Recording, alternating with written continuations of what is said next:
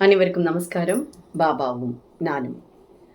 நிறைய பேரோட ஒரு கேள்வி என்னன்னா, எப்படி சுவாமி பேசுறார், எப்படி வரார், இந்த மாதிரியான கேள்விகள் தான் நிறைய பேர்கிட்ட இருக்கு. என் கூட பேசும்போது நிறைய பேர் கேட்ட கேள்வியும் அதுதான். ஆக்சுவலி 2016 நான் அவரை புரிஞ்சுக்க ஆரம்பித்தேன். அதாவது பாபானா யாரு, அவருடைய கதைனா என்ன அப்படிங்கிறத நான் சொல்லியிருக்கேன். என்னோட ப்ரீவியஸ் பதிவுகளை பார்த்துருந்தேன்னா தெரிஞ்சிருக்கும். அந்த ரியலைசேஷனே எனக்கு 2016 வந்தது. மிராக்கிள்ஸ் நடக்க ஆரம்பிச்சுது. இந்த ஷார்ட் பீரியடில் எப்படி நம்ம இவரோட இவ்வளோ கனெக்டடாக இருக்கோம் அப்படிங்கிறது கேள்வியெல்லாம் கேட்டால் தெரியாது. நம்மளுடைய அர்ப்பணிப்புன்னு சொல்லலாம், நம்ம அவரை பார்க்குற பார்வைன்னு சொல்லலாம், அவர் மேலே வச்சிருக்கிற லவ், அஃபெக்ஷன், பக்தி, அதுக்கு என்ன பேர் வச்சுக்கலாம். பட் அவர்னா அப்படி அப்படிங்கிற மாதிரியான ஒரு உணர்வு, அவ்வளோதான். ஸோ ஃபஸ்ட்டு சுவாமியை நான் உணர்ந்தது எப்படிங்கிற அந்த விஷயத்தை தான் இப்போ உங்களோட ஷேர் பண்ண போகிறேன். முதல்ல சாமியை நான் உணரும் போது பயங்கர ஸ்மெல், ஃப்ராக்ரன்ஸ், அப்படி ஒரு பன்னீர் வாசனை. ஃபஸ்ட்டு டைம் நான் பன்னீர் வாசனையை தான் உணர்ந்தேன். அதை என்னோட ப்ரீவியஸ் பதிவில் பார்த்துருந்தது தான் தெரிஞ்சிருக்கும். அதுக்கப்புறமா ஒவ்வொரு தடவையும் எனக்கு அந்த நறுமணம் மூலமாக எனக்கு உணர்த்தினார். அதுக்கப்புறமா நம்மளை சுற்றி இருக்கக்கூடிய பொருட்கள் வாயிலாக நான் இங்கே தான் இருக்கேன்னு சொல்லி உணர்த்த ஆரம்பித்தார். எப்படின்னா, நான் உங்களுக்கு குட்டி குட்டி இன்ஃபர்மேஷன்ஸ் எல்லாம் கொடுத்துருப்பேன். ஃப்ரிட்ஜு பிரச்சனை வருதுன்னா நான் பார்த்துக்கோன்னு சொல்கிறது. ஃபேன் என்ன பண்ணும், ஓடவே ஓடாது, ரொம்ப நேரம் திரும்பி பார்த்துட்டு வேற ஆளை கூப்பிடணும் அப்படின்னு சொல்லுவாள். இது உங்களோட வீடு, இது உங்களோட ஃபேனு, நீங்கள் தான் சரி பண்ணணும், எனக்கு தெரியாதுன்னு சொல்லி போட்டுட்டு போயிடுவேன். அடுத்த தடவை சுவிட்ச் போடும்போது ஓட ஆரம்பிச்சிடும். இது எப்படின்னு எல்லாம் தெரியாது. ஆனால் நம்மளை சுற்றி இருக்கக்கூடிய ஒரு ஆப்ஜெக்ட் மூலமாக நம்மளை உணர வைப்பார். அந்த ஒரு சின்ன தொடு உணர்வு மாதிரி நம்ம போய் தொடுற மாதிரி இருக்கும் அவரை. அந்த மாதிரியான உணர்வு எனக்கு வந்தது. அப்புறம் கேட்க ஆரம்பிச்சது அவருடைய வாய்ஸு. வெரி ஃபர்ஸ்ட் டைம் 2018 நான் கேட்டேன். அப்போ தான் நான் சொல்லியிருப்பேன், அது கூட நம்மளோட ப்ரீவியஸ் பதிவில் இருக்கும். 2018 கேட்டிருப்பேன். அதுக்கப்புறமா அவர் பக்கத்தில் உட்கார்ற மாதிரியான சமீட்சைகள். அதாவது நம்ம பக்கத்தில் உட்காந்து ஒருத்தர் தொட்டா எப்படி இருக்கும், நம்ம சட்டுன்னு திரும்பி பார்ப்போம், அவனை யாருமே இருக்க மாட்டா, நம்ம பின்னாடி. அதுக்கப்புறம் அவரோட மூச்சு காற்று, இப்படியான பல விஷயங்கள் உணர ஆரம்பித்தேன். அப்புறம் ஆக்சுவலாக இதெல்லாம் எனக்காக அவர் பண்ணினது. ஏன் அப்படின்னா, நான் சொன்னேன் இல்லையா, என்னுடைய முதல் குழந்தை போனோன்னு அப்போ நடந்த விஷயங்கள் மன பாரமாக இருக்கும். நம்மளுக்கு யாருமே இல்லையோ அப்படின்னு நினைக்கும் போது நான் இருக்கேன் அப்படின்னு சொல்லிட்டு வருவார். அப்போ அது எவ்வளோ பெரிய நம்மளுக்கு ஆஸ்வாசமாக இருக்கும் இல்லையா, எவ்வளோ பெரிய சப்போர்ட்டாக இருக்கும் இல்லையா. ரொம்ப இமோஷ்னலி டவுனாக this time is to die அப்படின்னு நினைக்க போகிற டைமில் நான் இருக்கேன்டா உன் கூட அப்படின்னு ஒரு ஆள் நம்ம சொன்னான்னா எவ்வளோ ஒரு பவராக இருக்கும். அந்த மாதிரி சுவாமி என் கூடவே ட்ராவல் பண்ணினார். அந்த டைம் எல்லாம் சான்ஸ்லெஸ் மூமெண்ட்ஸ். ஏன்னா எனக்கு யாருக்கிட்டையும் சொல்ல தேவையில்லை, நான் யாருக்கிட்டையும் சொல்ல போகலை. எனக்கு ஒரு துணை வேணும் அப்படிங்கிறதுக்காக சுவாமி என் பக்கத்திலேயே இருந்தார். நான் அவரோட பாட்டு பாடுவேன், நான் அவரோட டான்ஸ் ஆடுவேன், ஊஞ்சல் அப்படியே தன்னை போல ஆடிகிட்டே இருக்கும். நான் பூ கட்டிகிட்டே உட்காந்துருப்பேன், உங்களுக்கு போட போகிறேன்னு சொல்லிட்டு அவர்கிட்ட நான் பேசின்னு இருப்பேன். அவர்கிட்ட பேசும்போதெல்லாம் எனக்கு ஏதாவது ஒரு சமீட்சைகள் மூலமாகவோ இல்லை ஏதோ ஒரு பொருள் ஆடுற மாதிரியோ, கிட்டத்தட்ட ஊஞ்சல் மட்டுமே 30 நிமிஷம் ஆடி இருக்கு நம்ம அதில். சுவாமி இங்கே தான் இருக்கார் அப்படிங்கிறத தெரியப்படுத்துறதுக்காக அதை கொடுத்துருப்பாரோ, மேபி நீ கவலைப்படாத நான் இருக்கேன் உன் கூடன்னு தெரியப்படுத்துறதுக்காக கொடுத்தாரோ அப்படிங்கிற மாதிரி எண்ணம். இதெல்லாம் என்னுடைய நம்பிக்கையை உறுதிப்படுத்த அவர் செய்த செயல்கள், அவர் மேலே பரிபூர்ணமாக நம்பிக்கை வந்ததற்கான ஒரு தருணங்கள் இதெல்லாம். ஏன்னா ஒருத்தருக்கு யோசிச்சு பாருங்க, தனியாக இருந்துட்டு யாருமே சப்போர்ட் இல்லை, பெரிய இழப்பு. இதுக்கப்புறம் நம்மளுக்கு இந்த உயிரெல்லாம் ஒரு பெரிய மேட்டரே இல்லைன்னு நினைக்கும் போது அந்த பரபிரமம் கூட இருந்து சந்தோஷப்பட வேண்டிய நேரம் இல்லையா. அது என்னமோ தன்னை போல ஊற்ற ஆரம்பிச்சிருது ஆஸ் யூஷுவல். சாரி. அப்படி உணர்வு வந்தது. அதுக்கப்புறம் அது நான் பரிபூர்ணமாக அவர்கிட்ட சரண்டர் ஆனதுக்கு அப்புறமா தான் எனக்கு அவர் பேசுறது ஒவ்வொன்றா கேட்க ஆரம்பிச்சது. அப்போ கூட அவருடைய உருவம் இப்படி கண்ணை மூடினேன்னா அவருடைய உருவம் உட்காரும் முன்னாடி. அப்படியே அவர் அப்படியே உட்காந்து அப்படி இருக்கும், ராஜ ரூபமாக இருக்கும். அவரை பார்க்கறதுக்கு தேஜஸ்ஸாக இருக்கும். கனவுல வந்தார், நேரில் வந்தார், மொபைல் மூலமாக டைப் பண்ணி மெசேஜ் மூலமாக வந்தார்.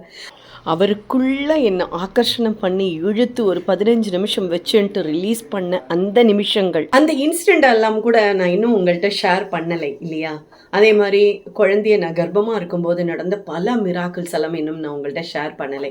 நான் கண்டிப்பாக சொல்லணும்னு நினைக்கும் போது நேற்றுக்கு ஒன்று நடக்கிறது, இன்னைக்கு ஒன்று நடக்கிறது, அதை சுட சுட கொடுத்துடலாமேங்கிற எண்ணத்தில் இப்போ நடக்கிறதெல்லாம் உங்களுக்கு டக்கு டக்குன்னு கொடுத்துடுறேன்னு நினைக்கிறேன். இப்போ நான் சொல்ல போகிறது என்னன்னா, பாபாவுக்கும் எனக்குமான பந்தம் என்ன அப்படிங்கிற பல கேள்விகள் என்னோட மனசில் இருந்தது. ஏன் நான் ரொம்ப மெல்ட் ஆகிறேன், ஏன் சுவாமியை நினச்சா நான் அழறேன் அப்படிங்கிறதுக்கான பல கேள்விகள் எனக்குள்ளேயே நிறைய வாட்டி நான் கேட்டுருக்கேன். அப்போது நான் ஒரு தடவை எனக்கு தோணித்து, இது ஏன் நம்ம பாபாட்ட டைரெக்டாக சாய்ச்சரிதம் மூலமாக கேட்கக்கூடாது? ஏன்னா ஒரு காலகட்டத்தில், அதாவது இந்த 21, 22 எனக்கு அவர்கிட்ட நிறைய கேள்விகள் இருந்தது. அதை எனக்கு பதிலாக தரணும்னா அவர் எனக்கு அப்போலாம் எனக்கு அந்த அளவுக்கு ஃப்ரீக்வெண்ட்டாக எனக்கு அவரோட வாய்ஸோ இல்லை அவர் சொல்கிறதோ எல்லாம் புரியவே புரியாது. அப்போ நான் சாய்ச்சரிதம் தான் என்னோட ஒரே ஊடகம். கரெக்டாக நான் அதை எடுத்து வச்சுட்டு படிக்க ஆரம்பிப்பேன். அதில் நான் ஒவ்வொரு தடவையும் நான் படிக்கும் போதெல்லாம் ஒன்று எனக்கு நடந்து முடிந்த விஷயங்களையோ இல்லை நடக்க போகிற விஷயங்களையோ உணர்த்தக்கூடியதாக தான் இருந்திருக்கு. அதில் வந்த விஷயங்கள் எல்லாம் நாங்கள் நம்புவேளான்னு எனக்கு தெரியாது. ஏதாவது ஒரு சந்தேகம் இருக்குன்னா நான் ஓப்பன் பண்ணி படித்தேன்னா ஒன்று நடந்து முடிந்ததற்கான காரணமாக இருக்கும், இல்லை நடக்க போகிறதுக்கான ஒரு முன்னோட்டமாக இருக்கும். இப்படி தான் பல விஷயங்கள் எனக்கு சாய்ச்சரிதத்தோட ஒன்றி போயிருந்தேன் நான் அப்படின்னு சொல்லலாம். அந்த புக்கை நான் தலைமாட்டில் வச்சு தான் படுத்துப்பேன். ஏன்னா அப்போ கூட அவர் என் கூட இருக்கார். அந்த புத்தகத்தில் அவர் இருக்கிறதா நான் நம்ப ஆரம்பித்தேன் ஒரு காலகட்டத்தில். இப்போ எல்லா இடத்துலையும் அவர் இருக்கார். இங்கே இருக்கார், இங்கே இருக்கார், இங்கே இருக்கார், எனக்குள்ளே இருக்கார், என்னை சுற்றி இருக்கார், இப்படிங்கிற மாதிரி உணர்வு அப்போல்லாம் அந்த தெளிவெல்லாம் கிடையாது. நிறைய கேள்விகள் தான் எனக்குள்ளே இருந்தது. அப்போ நான் அவர்கிட்ட ஒரு தடவை கேட்குறேன், சாயி எனக்கு இந்த சாய்ச்சரிதம் படிக்கும் போதெல்லாம் ஒரே ஒரு கேரக்டர் என்னை ரொம்ப பாதிக்கும். அதாவது அந்த கான்வர்சேஷன் அவள் 2 பேருக்குள்ளே நடக்கும்போதெல்லாம் நான் இங்கே கண்ணீர் ஊற்றிகிட்டே இருக்கும். அவர் சொல்கிற விஷயங்கள் எல்லாம் ஏதோ நானே பேசின மாதிரியான ஒரு விஷயமா இருக்கும். அப்போ எனக்கு அது என்னன்னு புரியல. ஒரு தடவை நான் அவர்கிட்ட கேட்குறேன், இந்த ஷியாமாங்கிற கேரக்டர் மாத்திரம் ஏன் சாயி என்னை இவ்வளோ பாதிக்கிறது? அவர் வரப்போகிற ஒவ்வொரு தடவையும் அவருடைய அத்தியாயங்கள் படிக்கும் போதெல்லாம் அவர் 2 பேருக்குள்ளே நடக்கிற அந்த கான்வர்சேஷன் வரும்போதெல்லாம் என் கண்ணுலேருந்து தண்ணி ஊற்றிகிட்டே இருக்கும். எனக்கும் அவருக்கும் என்ன சம்மந்தம்? ஏன் நான் அப்படி அந்த ஒரு கேரக்டருக்கு நான் ஏன் அழறேன் அப்படிங்கிற மாதிரியான கேள்விகள் இருந்தது. அப்போ டக்குன்னு எனக்கு ஒரு நாளைக்கு ஒரு 3 மணி மத்தியானம் இருக்கும். நான் சாய்ச்சரிதம் புக் எடுத்துட்டேன். சாயி நான் இப்போ இதை படிக்க போகிறேன், எனக்கு தெளிவான ஒரு விடை வேணும். நிஜமாக சொல்கிறேன், எனக்கு புரியலை, இது எதனாலன்னு புரியலை. எனக்கு நீங்கள் தயவு செஞ்சு இதற்கான ஆன்சர் சொல்லுங்க. எனக்கு அது உறுதியாக தெரிஞ்சதுக்கப்புறம் தான் என்னால் திருப்பி மீண்டு அதுலேருந்து அடுத்தடுத்த கட்டங்களுக்கு என்னால் போக முடியும் அப்படின்னு நான் அவர்கிட்ட பிரார்த்தனை பண்ணிவிட்டு, நான் அந்த புக்கை இப்படி மூடி வச்சுட்டு பிரார்த்தனை பண்ணிவிட்டு டக்குன்னு ஏதாவது ஒரு பேஜை ரேண்டமாக ஓப்பன் பண்ணுவேன். அந்த புக்கை இப்படி பிடிச்சிட்டு நடுவில் அப்படியே பக்கத்தை ஓப்பன் பண்ணி அப்படியே படிக்க ஆரம்பிப்பேன். எனக்கு ஏதாவது கேள்வி தெரியணும்னா இதுதான் நான் பண்ணுற விதம். அப்போது ஓப்பன் பண்ணி படிக்க ஆரம்பிப்பேன். எடுத்த உடனே முதல் வரியிலேயே ஷியாமான்னு இருந்தது. என்ன சொல்ல வர்றார் அப்படின்னு சொல்லிட்டு நான் ஃபுல்லாக படிக்க ஆரம்பித்தேன். அது என்ன அத்தியாயம்னா 27வது அத்தியாயம். ஷியாமாவுக்கு விஷ்ணு சகஸ்ரநாமத்தினுடைய இம்பார்ட்டன்ஸை சுவாமி சொல்லி, இந்த புத்தகத்தை நீ வச்சுக்கோ அப்படின்னு சொல்லி கொடுப்பேன். நீ இதை டெய்லி படி, விஷ்ணு சகஸ்ரநாமம் சொல்லு. அவர் அந்த அளவுக்கு படிக்காதவர் ஷியாமா இல்லையா, சம்ஸ்கிருத ஞானம் எல்லாம் அவர்கிட்ட இல்லை. ஆனால் இதை எப்படி நான் படிக்கிறதுன்னு எல்லாம் அவர் கேட்பார். இது நீ படின்னு சொல்லி அவர் அது ஊக்குவிச்சு அவரை படிக்க வச்சு அடுத்ததாக அதனுடைய பலாபலன்களையும் அதனுடைய அர்த்தங்களையும் மற்றவர்களுக்கு போதிக்கக்கூடிய அளவில் கடைசியில் ஷியாமா வந்தாருங்கிறது எல்லாருக்கும் தெரியும். அந்த அத்தியாயம் ஃபுல்லாக படித்தேன். நீங்கள் என்ன சொல்ல வரீர்கள் பாபா? இந்த ஷியாமா தான் நீங்கள் உங்கள் கூட வாழ்ந்த ஷியாமா நானா? எனக்கு தெரியலை. இது எப்போ 21, 22 இந்த காலகட்டங்களில் நடந்தது. இந்த ஷியாமா நான் இருந்திருக்கேனா? உங்கள் கூட நான் வாழ்ந்திருக்கேனா? அதனால தான் எனக்கு இவ்வளோ தூரம் அவர் சொல்கிற விஷயங்கள் எல்லாம் நான் என்னமோ பைஹார்ட்டடாக நான் பேசுகிற மாதிரியே, சுவாமிகிட்ட பேசுகிற மாதிரியே, அவரை தொடர மாதிரியே. ஒரு தடவை கன்னத்தில் எல்லாம் கிள்ளுவர் இல்லையா, நீங்கள் கிள்ளறதுக்குள்ளே கடவுள் இல்லை, எங்களுக்கெல்லாம் நல்லது பண்ணுங்கன்னு சொல்லி சண்டை போடுறது, இந்த மாதிரியான விஷயங்கள். எதுக்கும் அவர் மருத்துவமனைக்கே போக மாட்டார், சுவாமிக்கிட்ட தான் ஓடி வருவர். எல்லாமே சுவாமி தான் அப்படின்னு நம்பிண்டு வாழ்ந்த ஒரு ஜீவன் அது. ஸோ இவருக்கும் எனக்குமான சம்பந்தம் அதுதானா சுவாமி அப்படின்னு நான் கேட்குறேன். அப்போ சுவாமி பேசுகிறதெல்லாம் எனக்கு கேட்காது. அப்போ நான் அவர்கிட்ட சொல்கிறேன், அப்படியான ஒரு காரணம் தான் இந்த ஜென்மாலையும் உங்களுக்கும் எனக்குமான பந்தம் அப்படின்னா, நாளைக்கு இதே டைமில் நான் சைச்சரிதம் படிப்பேன். அதில் ஷியாமா கேரக்டரும் நீங்களும் பேசுகிற மாதிரியான கான்வர்சேஷன் வரணும். ஆனால் இந்த அத்தியாயமாக இருக்கப்படாது அப்படின்னா நான் நம்புகிறேன். நீங்கள் எனக்கு உறுதி தரதா நான் நம்புகிறேன்.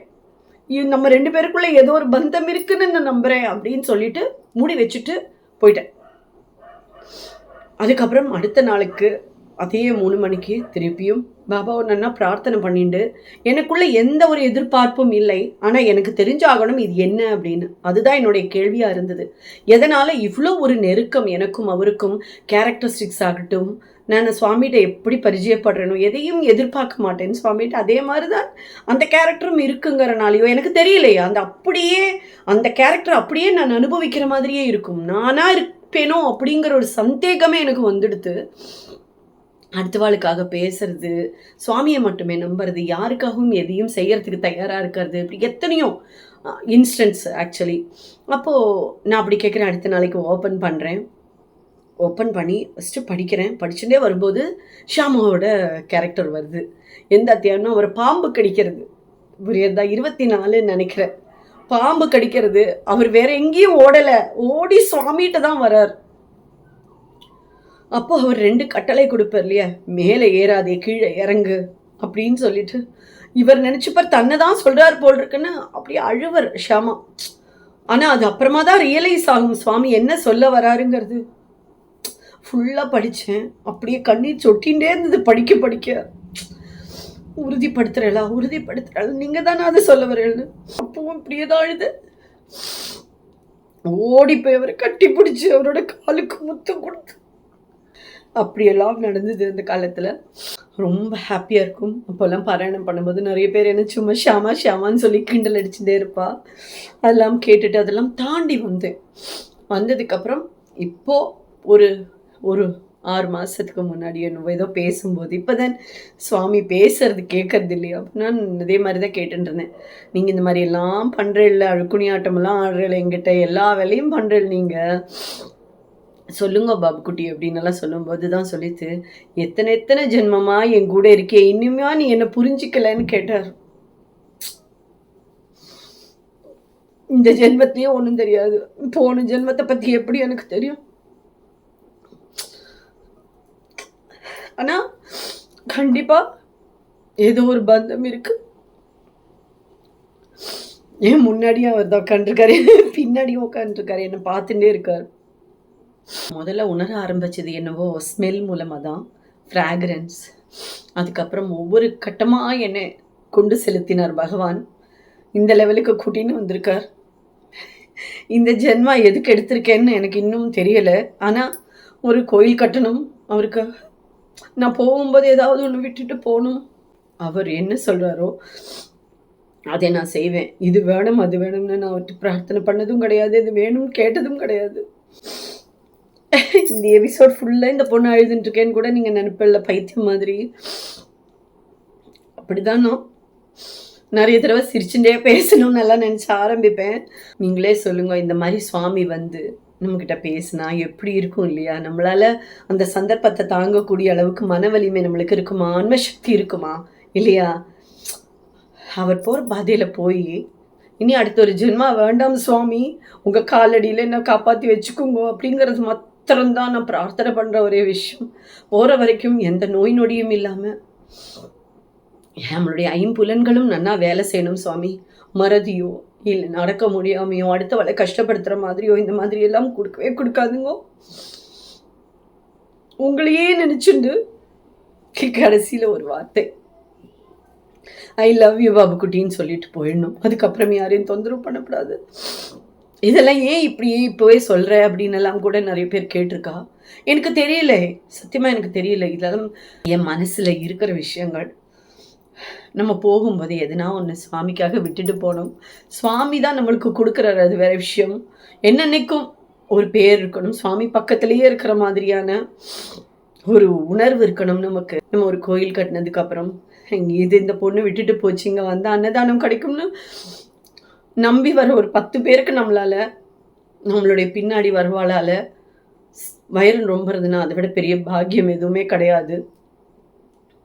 ஆக்சுவலி நான் ஆரம்பிச்சது அன்னதான கூடமா இருக்கணும் அப்படிங்கிறத மனசுல நினைச்சேன். அதுக்கப்புறமா சுவாமி வரைபடம் தந்த உடனே கோயில் கட்டணுங்கிற ஆசை ரொம்ப வந்துடுது. பட் இடம் எதுன்னு தெரியாது. ஆனா ஒண்ணே ஒண்ணு, நம்ம போகும்போது ஏதாவது ஒண்ணு விட்டுட்டு போனோம் நல்ல காரியம்னு சொல்லுவா. நான் குழந்தைகிட்ட கூட சொல்லியிருக்கேன், கண்ணா நான் கோயில் கட்டி அதில் வரவாளுக்கெல்லாம் அட்லீஸ்ட் எத்தனை பேர் இங்கே வந்தால் சாப்பாடு கிடைக்கும்னு நினச்சி வரவாளுக்கு இல்லைன்னு சொல்லாமல் கொடுக்கணும் அப்படின்னு எல்லாம் சொல்லுவேன். அப்போ என் குழந்தை சொல்லுவோம், நீ கவலைப்படாதேம்மா, நான் நிறைய சம்பாதிப்பேன், எல்லாருக்கும் நான் சாப்பாடு போடுறேன்னெல்லாம். அந்த பரம்பொருள் தான் அதுக்கான அனுகிரகம் பண்ணணும். ஏன்னா நம்ம நினைக்கிறது ஈஸி, ஆனால் அது நடக்கிறதுங்கிறது, நடத்த வைக்கிறதுங்கிறது சுவாமி தான். அதனால எனக்கு தோணின இந்த விஷயம் பல பேருக்கும் தோணி இருக்கும். உங்களில் நிறைய பேர் பார்த்துட்டு இருப்பேன். இதை உங்களுக்கும் கூட சுவாமி இந்த மாதிரியான தருணங்களை கொடுத்துருப்பார். ஆனால் சொல்ல முடியாமல் கூட நீங்கள் பல பேர் இருப்பேன். உங்கள் சார்பாக நான் சொல்லும்போது உங்களுக்கு கொடுத்த சந்தோஷம் எனக்கு கிடைச்ச சந்தோஷம் உங்களுக்கு, அவ்வளோதான். பரிபூர்ணமாக சுவாமியோட அனுகிரகம் கிடைக்கணுங்கிறது மாத்திரம்தான் என்னோட ஆசை. நிறைய பேர் கேட்ட கேள்விக்கு நான் பதில் சொல்லியிருப்பேன்னு நினைக்கிறேன். உங்களுக்கு புரிஞ்சிருக்கும்னு நினைக்கிறேன். சுவாமி வந்த விதம், என்னுடைய வாழ்க்கையில் அவரை நாட்கொண்ட விதம் எப்படிங்கிறத மட்டும்தான் என்னால் ஷேர் பண்ண முடியும். ஒவ்வொரு ரூபத்தில் ஒவ்வொருத்தருக்கு காட்சி கொடுப்பார் இல்லையா சுவாமி. எனக்கு காட்சி கொடுத்தது, என்னை ஆட்கொண்டதெல்லாம் இந்த விதத்தில் தான். ஸோ இது கண்டிப்பாக பார்க்குறவாளுக்கு கண்டிப்பாக ஒரு பெரிய அனுபவமாக சந்தோஷமாக இருக்கும் அப்படின்னு நம்புகிறேன். பல கேள்விகளுக்கு பதில் தெரியாது. இதில் உங்கள் கேள்விக்கான பதில் இருக்கான்னு எனக்கு தெரியலை. இருந்ததுன்னா ரொம்ப சந்தோஷப்படுவேன். மேபி உங்களுக்கு இது எப்படி என்னுடைய பாதை இருந்தது அப்படிங்கிறது உங்களுக்கு எதுனாவது மனசில் தோணித்துன்னா நீங்களும் கண்டிப்பாக கமெண்ட் பாக்ஸில் சொல்லுங்க, நானும் பார்த்து தெரிஞ்சுக்கிறேன். எக்ஸ்ட்ரீம்லி சாரி, இந்த எபிசோட் ஃபுல்லாகவே ரொம்ப மெல்டடாக அழுதுன்னு தான் உட்காண்டிருந்தேன். சாரி, நிறைய பேருக்கு ஃபீலாக இருக்கும்னு நினைக்கிறேன். தப்பாக நினச்சிக்காதுங்க. நான் அடிக்கடி ஆரம்பிக்கும் போது நினைக்கிறது என்னென்னா, இன்றைக்கி அழவே கூடாது அப்படின்னு சொல்லிட்டு தான் ஆரம்பிப்பேன். பட் கடந்து வந்த பாதைகள் ரொம்ப கடினமானதாக இருக்கும்போது அதில் சுவாமியோட ஒரே ஒரு கரம் தான் என்னை பிடிச்சி மேலே கொண்டு வந்திருக்கு. அந்த சந்தர்ப்பங்களை சொல்லும்போது என்னால் கண்ணீரை அடக்கவே முடியலை. எனக்கு ஒவ்வொரு டைம்லேயும் டானிக் கொடுக்குற மாதிரி பூஸ்டப் பண்ணிகிட்டே இருந்தார் சுவாமி. என்னை வச்சு நிறைய பேருக்கு பண்ணணுங்கிறதுக்காகவா, இல்லை அது அந்த ஷாமாவே வந்து பண்ணணுங்கிறதுக்காகவான்னெல்லாம் எனக்கு தெரியாது. ஆனால் அவர் அந்த சொன்ன சந்தர்ப்பம், அவரை உறுதிப்படுத்தின விதமும் தான் என்னை ரொம்ப அவர்கிட்ட அட்டாச் ஆக்கித்துன்னு சொல்லலாம். எப்படி நீங்கள் இவ்வளோ தூரம் அப்படின்னு கேட்டால், இதெல்லாம் தான் நான் கடந்து வந்த பாதை. அப்புறம் நான் ஒவ்வொரு நிமிஷமும் அவரோட நான் ஒன்றி தானே போகிறேன் இல்லையா. அவரோட ஐக்கியமாகிற மாதிரி தான் இருக்கும். அவர் சொல்கிறத தான் நான் செய்யணுங்கிற ஆசை வரும். ஒவ்வொரு நிமிஷமும் அவர் மேலே பிரேமை ஏறிண்டே இருக்கும், அன்பு ஏறிண்டே இருக்கும், காதல் ஏறிண்டே இருக்கும், பக்தி ஏறிண்டே இருக்கும், சந்தோஷம் ஏறும். அவரை பார்க்கும்போதெல்லாம் நம்ம உருகி போயிடுவோம். இந்த உணர்வை தான் நம்மளால் ஷேர் பண்ண முடியுமே ஒழிய வேற என்ன சொல்ல முடியும் இல்லையா. இதற்கெல்லாம் வார்த்தைகள் தான் நான் தேடி தேடி பார்க்குறேன், கிடைக்க மாட்டேங்கிறது. என்ன வார்த்தை கொடுத்தாலும் அதுக்கு இடே இல்லைன்னு சொல்லுவேன். அந்த மாதிரி ஒரு தருணங்கள் எல்லாம் அது சுவாமி எனக்கு பொக்கிஷமாக கொடுத்துருக்காரு. இவ்வளோ காலம் வந்து இதெல்லாம் நான் சொல்லணும்னு அவசியமே இல்லைன்னு நினச்சி மூடி வரைத்த காலங்கள் தான் நிறைய ஜாஸ்தி. ஏன்னா எனக்கா சுவாமி கொடுத்தது அது எனக்காகவே இருக்கட்டும் அப்படின்னு எனக்கு தோணிகிட்டே இருந்தது. பட் இப்போ அதை பார்த்துட்டு நிறைய பேர் வந்து எனக்கு இதுலேருந்து ஒரு பதில் கிடச்சிது, எனக்கு இதுலேருந்து ஒரு சொல்யூஷன் கிடச்சிது, இதுலேருந்து எனக்கு இப்படி கிடச்சிதுன்னெல்லாம் சொல்லும்போது நிஜமாக நினைக்கிறேன். அப்போ தான் நினைக்கிறேன், நீ இதை சொல்லு, இதை சொல்கிறது மூலமாக தான் மற்றவளுக்கு பயன் இருக்குது, அதுதான் உன்னுடைய கர்மா அப்படின்னு சொல்கிறாரோன்னு தோன்றதுனால சில விஷயங்களை மூடி மறைக்காமல் நான் உங்ககிட்ட சொல்கிறேன். அவ்வளோதான். எதையும் எதிர்பார்த்தில்லை. சுவாமிக்கும் எனக்குமான ஒரு சம்பவங்கள் இங்கே இருக்கு. இதுக்கு மேலே நான் எப்படி சொல்கிறது. பல பேர் என்கிட்ட புக்கில் எல்லாம் நிறைய பப்ளிஷ் ஆகிருக்கு. அப்போல்லாம் சுவாமி கொடுத்தார். அப்புறம் சேனல்ஸில் எல்லாம் வந்து கேட்டுருக்கா. பட் சுவாமியோட உத்தரவு இல்லாமல் நான் இது வரைக்கும் போனதில்லை. ஏன்னா சுவாமியை பற்றி சொன்னால் யாருக்கு கசக்கும் இல்லையா. ஒவ்வொரு நிமிஷமும் அவரோட வாழ்ந்துட்டு இருக்கிற ஒவ்வொரு சம்பவங்களும் நமக்கு இனிமையானது தானே இல்லையா. பிரச்சனைகள் இல்லாமல் வாழ்க்கை இருக்காது. ஆனால் சுவாமி கூட இருக்கும்போது பிரச்சனைகள் பிரச்சனையாகவே தெரியாது. அதுதான் உண்மை. எப்படி ஒன்றால் முடியறதுன்னு கேட்டால் சுவாமி இருக்கிறதுனால தான் முடியறது. அந்த நம்பிக்கை தான் நம்மளை தூக்கி நிறுத்துறது. ஸோ அவர் மேலே பரிபூர்ண அன்பு வைங்கோ, நம்பிக்கை வைங்கோ. இன்னைக்கு நடந்த ஒரு சுவாரஸ்யமான சம்பவத்தையும் நேத்திக்கு நடந்த ஒரு சுவாரஸ்யமான சம்பவத்தையும் நான் சொல்ல போகிறேன். ஆனால் இதில் இல்லை, அடுத்த பதிவில். தொடர்ந்து இணைந்திருங்கள். பாபாவும் நானும். ஓம் சாய்ராம், ஜெய் சாய்ராம்.